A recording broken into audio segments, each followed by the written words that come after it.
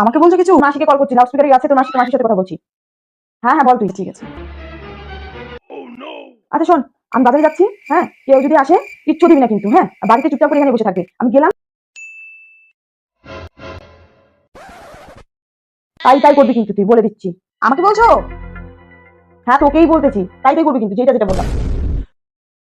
আচ্ছা ঠিক আছে। ভাগ্যিস মার বলার আগে সবকিছু আমি শুনে ফেলেছি মার। ঠিক আছে, করবো করবো, তুমি যাও, আমি করে দেবো। কিরে, এটা কি করতেছিস তুই?